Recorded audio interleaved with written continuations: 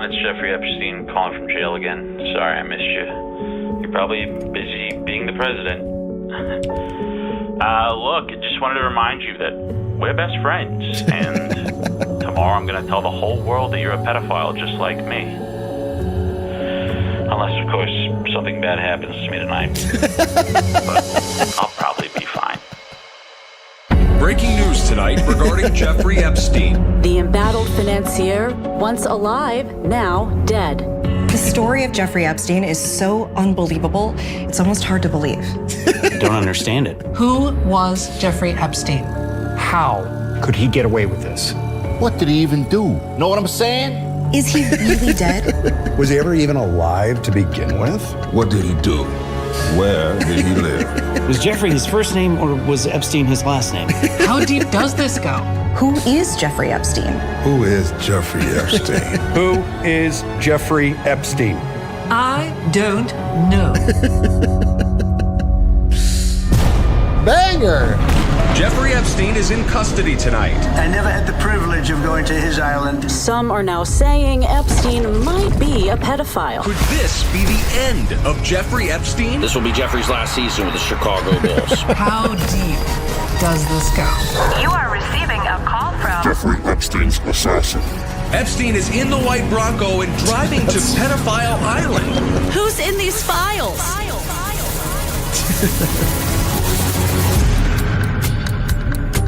We're getting to the bottom, folks. Bad pedophile. People still have a lot of unanswered questions about Jeffrey Epstein. Like how, for so long, was a rich, powerful white man able to get away with something like this? But to truly understand Jeffrey Epstein, we have to go back to the beginning.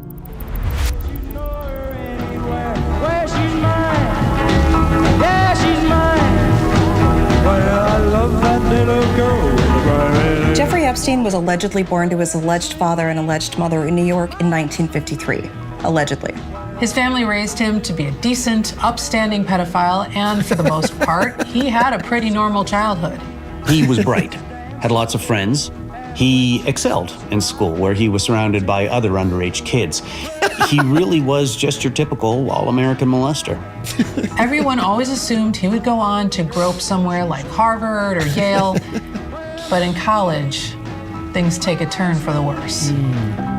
Oftentimes, when pedophiles advance beyond the age of adolescence, they struggle to adapt to the world around them and all of its societal norms. Jeffrey was no exception. So Epstein never actually graduates college and instead takes a job at the deep state, working in the mailroom, serving the shadowy cabal that secretly controls the US government. I mean, this guy was doing things we would have never even dreamed of. Coordinating elaborate orgies, blackmailing heads of state, trafficking girls from all over the world. He was like a savant. And while working at the deep state, Epstein catches the attention of some extremely powerful men who begin to let him into their inner circle. Billionaires like Les Wexner, who was the CEO of Victoria's Secret, and Bill Gates, the CEO of Microsoft Secret. Through all of this, Epstein somehow manages to surround himself with some of the wealthiest, most powerful people in the world. And this really marks the moment when Jeffrey Epstein, the pedophile, becomes Jeffrey Epstein, the criminal.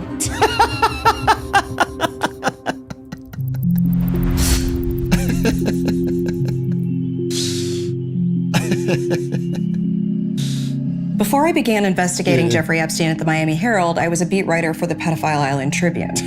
At the time, Epstein was sort of known for throwing these lavish, expensive The island has its own weekly newspaper. molesting parties. But when I started looking into it, I quickly discovered that I was the only person on the island who wasn't a sex slave. That's when I knew something was off. Epstein was frequently flying clients out to his island, people like Prince Andrew, allegedly, Kevin Spacey, allegedly, Chris Tucker, Stephen Hawking, Bill Clinton, allegedly. But the only real proof we had was a big guest book on Epstein's jet everyone signed, rating the experience out of 5 and giving constructive feedback on the orgies. But that only proves so much. For example, we didn't know who rode on Epstein's transcontinental pedophile railroad into his lodge in Sex Canyon. or aboard his pedophile cruise ship, the Hyman's Majesty, or on his impractical handjob handcar, or his private space shuttle, the Molester Galactic.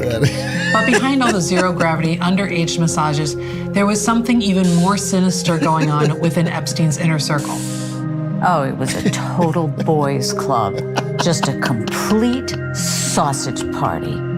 I knew Jeff back then, and he knew I loved molesting kids, and that...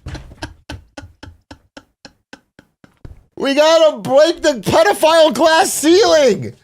Okay, women can be pedophiles too. There's such a sexist divide. I wanted to see on the Lolita Express more than anything, but he shut me out just because I was a woman. It was sexism, pure and simple. Disgusting. By this point in the investigation, we had ascertained that Mr. Epstein's criminal organization worked much like a pyramid scheme. Epstein, of course, was at the top, luring in wealthy clients. At his right hand was Epstein's beloved cockatiel, Corky, who he never left home without, all the way down to Mr. Tyler Fitzsimmons, Epstein's personal noose dealer. Epstein had built a well-oiled criminal machine, but it was starting to become too much for just one pedophile to handle all on his own. And of course, behind every great male sex trafficker, there's an even greater female sex trafficker. Enter Ghislaine Maxwell. Ghislaine Maxwell first met Jeffrey Epstein after she responded to a classified ad seeking a gross pervert assistant. Immediately, she was hired.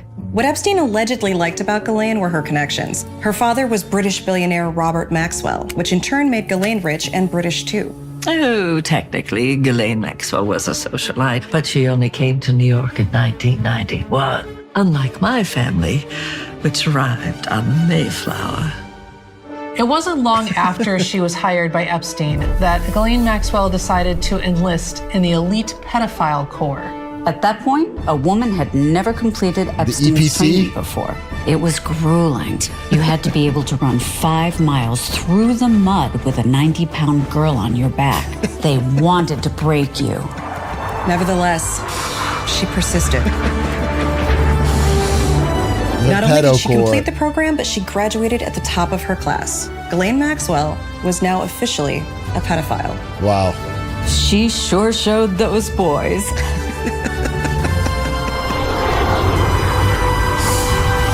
Girl boss!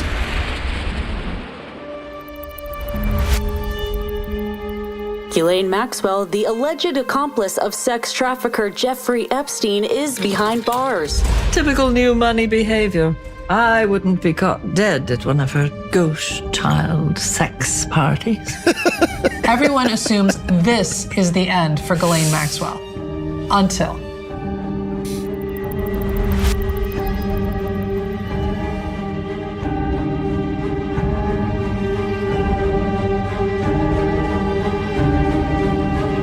Oh, great. No wonder to hear what this says.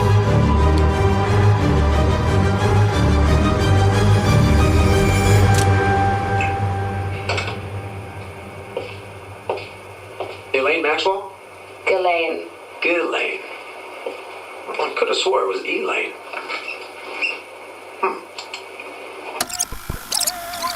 And how long have you been in prison? 5 years. 5 years? Wow. Do you have TikTok in prison? No. Oh, you gotta see this. Oh, I love this shit.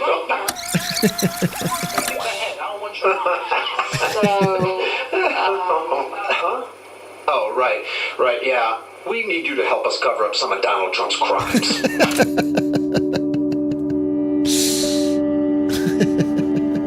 Wow. The question now is, why was Ghislaine Maxwell allegedly sent to prison in the first place? Did it have anything to do with who she knew? And is it possible that the Donald Trump mentioned on the DOJ tape Donald Trump is the same Donald Trump that knew Jeffrey Epstein? A lot has been made about the relationship between Jeffrey Epstein and Donald Trump. But off the court, they were not friends. Trump and Epstein friends? Nah. Their relationship was strictly basketball.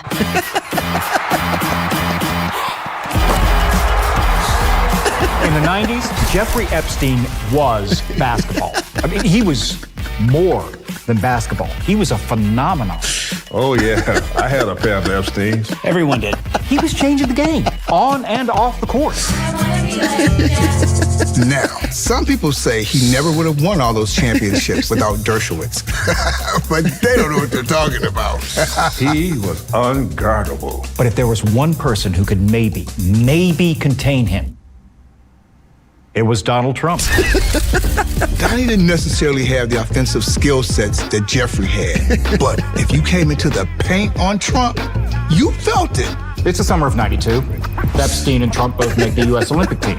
And these practices are intense. Some of the best basketball ever played, period. Now, Trump's team is beating up on Epstein's pretty good. And Trump yells out, I guess this Epstein kid ain't so great after all. Epstein goes off. He's going behind the back. He's hitting threes. He's driving the lane. No one can stop him. Epstein doesn't lose a game the rest of the day. And after that, Magic Johnson turns to Larry Bird and he says, this is Jeffrey's league now. All right, fast forward. Cinema, bro. Cinema. The 94 Eastern Conference semifinals. Epstein is in town to play Trump and the Knicks. Now, Epstein doesn't have a great game one, and they lose a nail-biter in overtime. Then, the night before game two, Trump and Epstein are at the same party, and Trump comes over to Jeffrey and says, looks like we got you figured out.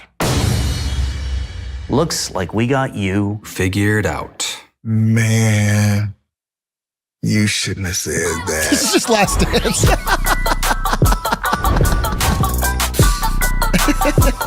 Trump retires in '95, and the two never really speak after that. The Last Vance. But a few years later, in '98, Epstein's last game in the Garden, he scores 48 points. And who's in the crowd watching? Donald Trump.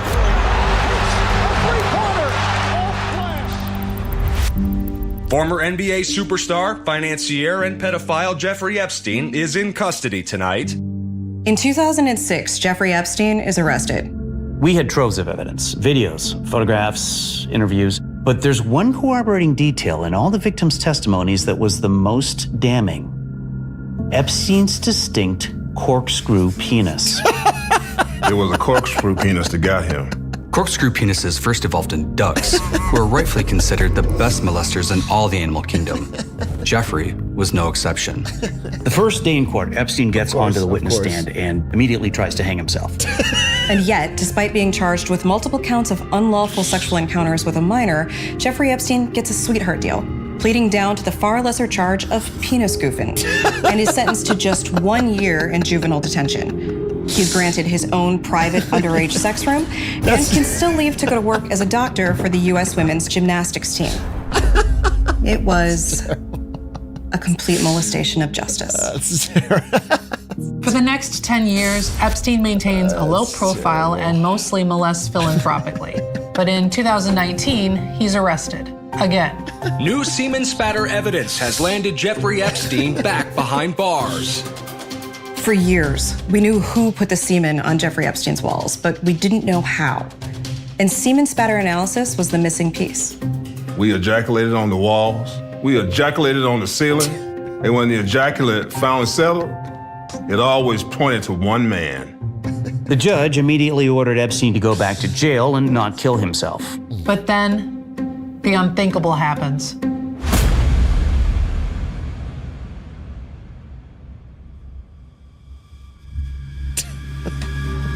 The official story is that while in prison, Epstein died peacefully in his noose. That just never sat right with me. No, I don't believe it. You're telling me a pedophile in the prime of his life with decades of molesting still in front of him just suddenly decided to up and kill himself? I mean, come on.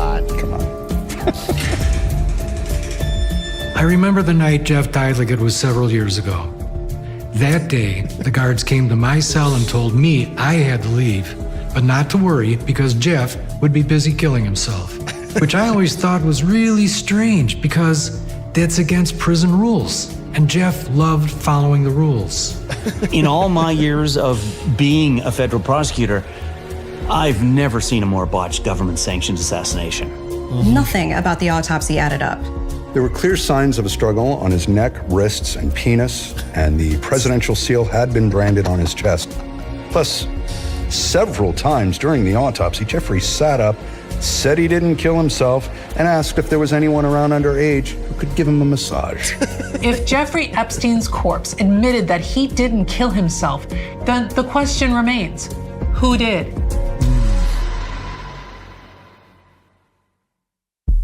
At 6:30 a.m., guards at the Metropolitan Correctional Center find Jeffrey Epstein dead. But just 2 minutes earlier, the elite squad of men in charge of killing inmates, known as the Murder Patrol, are unaccounted for. Then there's the fact that Jeffrey Epstein didn't die that night and actually died over 20 years ago in a fiery car accident. And finally, there's the missing minutes. When authorities go to review the video footage from Epstein's cell, they find that over 34,689,652 minutes of his life are missing. There's no footage of his birth, no trace of his childhood in Brooklyn. All they captured was Epstein being graphically murdered for 1 minute and 3 seconds. Even to this day, the Trump administration refuses to release the Epstein files. But could it be because Donald Trump himself was implicated? We know that in 2019, Trump signed an executive order to murder Jeffrey Epstein. Then he signs a second executive order to make the murder look like a suicide. Could Trump orchestrating Jeffrey Epstein's could be murder have unrelated. something to do with Jeffrey Epstein's death? We may never know. Very suspicious. There's still so much we don't know about the night Epstein died, and some things we may never know. But there is one thing we know for certain. The night Jeffrey Epstein died, his soul departed from his mortal flesh and ascended into heaven, where he met God the Father Almighty and his Son, our Lord and Savior, Jesus Christ. When Epstein went to heaven and stared directly into the face of God, it was the most beautiful thing he'd ever seen. And a lot of people thought maybe things will be different now. Maybe he's changed. After Epstein dies, he doesn't even do 1 week in purgatory. Then, poof, he's in heaven talking to God. Does that sound normal to you? Oh. The story of Jeffrey Epstein is so outlandish that it's easy to see why it lends itself so well to conspiracy theories. But ideas like he was able to get away with these horrific things for so long because he was rich and powerful, and his friends were rich and powerful, and that's how this country treats the rich and powerful, simply have no basis in reality. That's not true. No truth to that. No. And outlandish conspiracies like that really only exist to distract from the truth, which is the fact that Jeffrey Epstein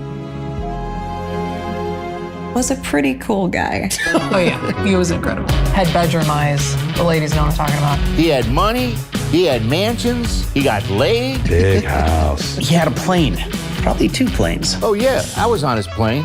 It was sweet. He had his own freaking sex island. He was awesome. I would have gone in a heartbeat.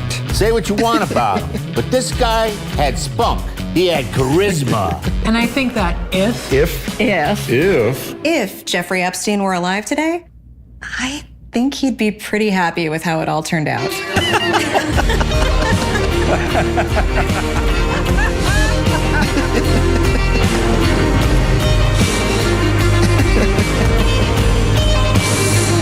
I can't.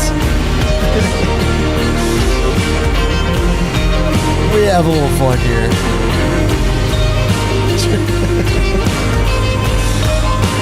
A minute to hoot. Wow. That's just good documentary filmmaking. In 2025, the Trump administration cleared the Trump administration of any and all wrongdoing by the Trump administration pertaining to the life and death of Jeffrey Epstein. Well, that about seals it. They only made one mistake.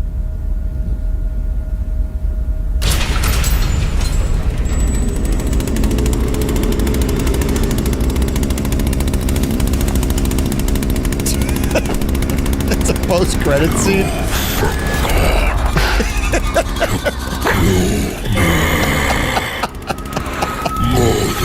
Motherfuckers.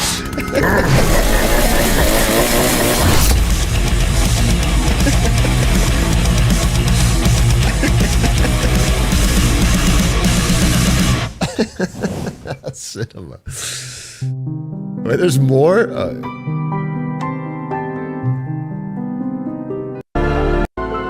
That was cinema, bro. Wow. Incredible. Incredible.